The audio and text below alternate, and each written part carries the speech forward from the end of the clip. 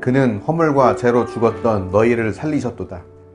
그때 너희는 그 가운데서 행하여 이 세상 풍조를 따르고 공중의 권세 잡은 자를 따랐으니 곧 지금 불순종의 아들들 가운데서 역사하는 영이라.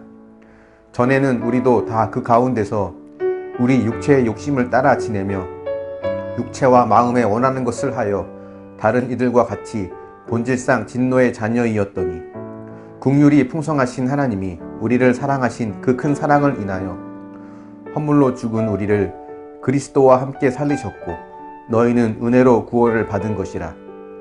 또 함께 일으키사 그리스도 예수 안에서 함께 하늘에 앉히시니 이는 그리스도 예수 안에서 우리에게 자비하심으로써 그 은혜의 지극히 풍성함을 오는 여러 세대에 나타내려 하심이라. 너희는 그 은혜에 의하여 믿음으로 말미암아 구원을 받았으니 이것은 너희에게서 난 것이 아니요 하나님의 선물이라.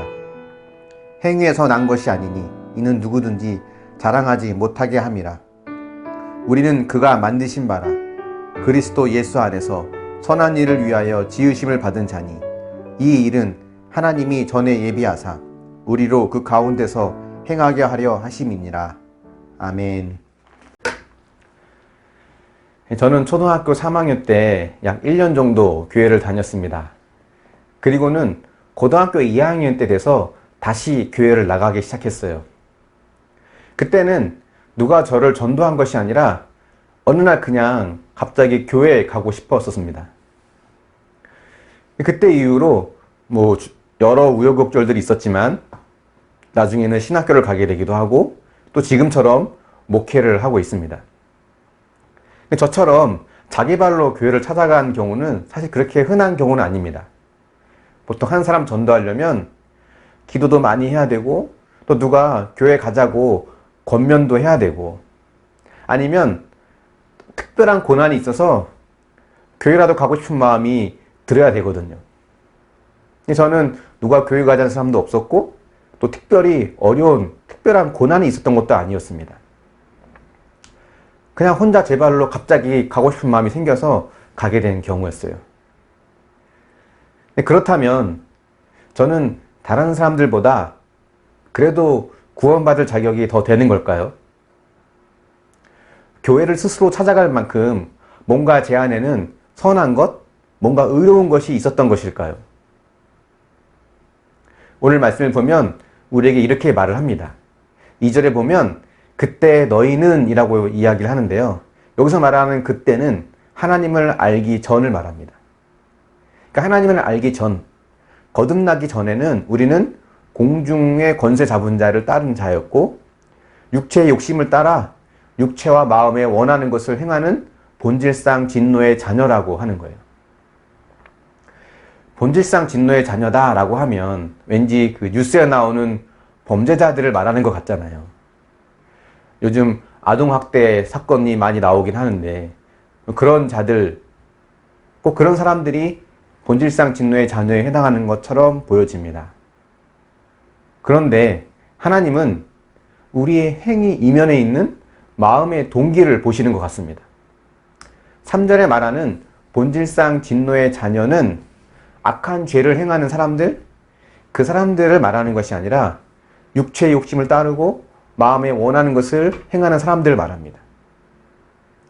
여전히 내가 내 삶의 주인이 되어서 내 마음에 원하는 대로, 내 욕망이 원하는 대로 하나님과 상관없이 내 뜻대로 살고자 하는 사람들, 그 사람들은 그것이 그들이 얼마나 악하냐 아니냐를 떠나서 그들의 행위가 얼마나 악하냐 아니냐를 떠나서 그 자체가 진노의 대상이라는 거예요.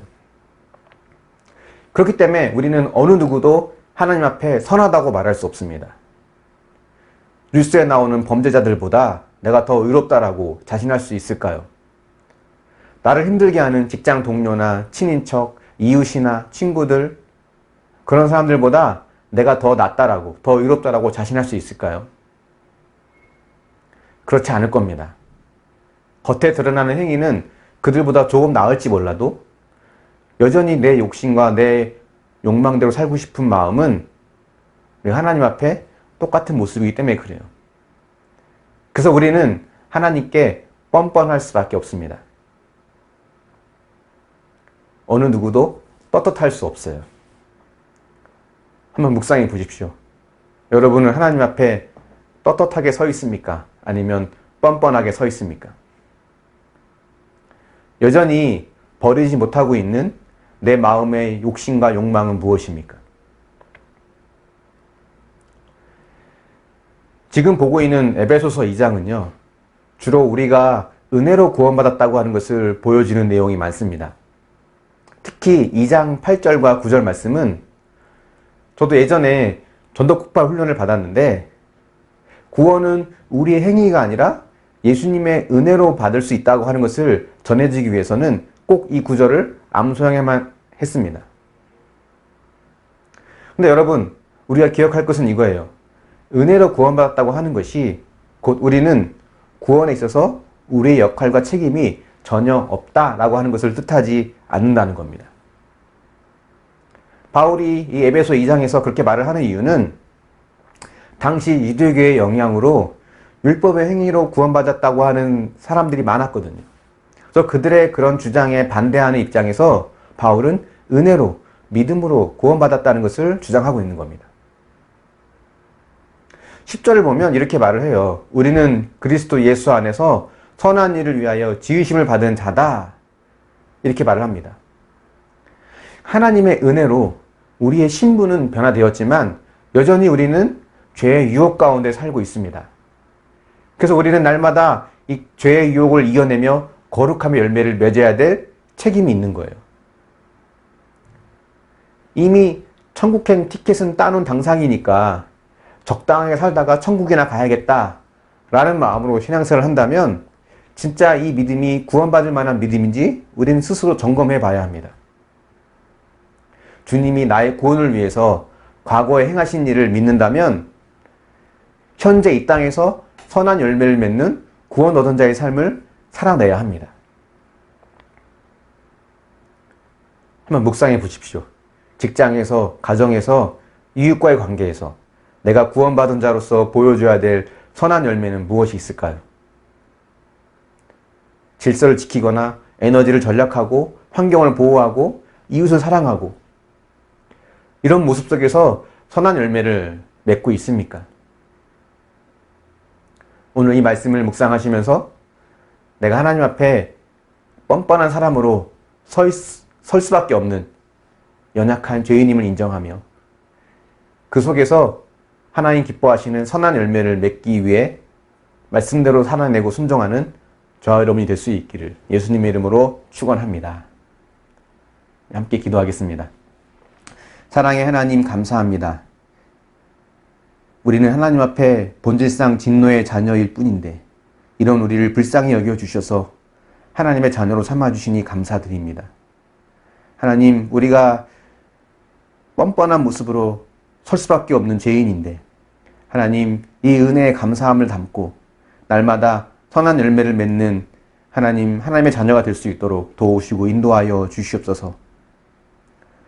어디서든지 어떤 일을 행하든지 내 욕심과 내 욕망을 따라 행하는 것이 아니라 하나님 말씀과 하나님 뜻대로 순종하는 자가 되어지길 원합니다.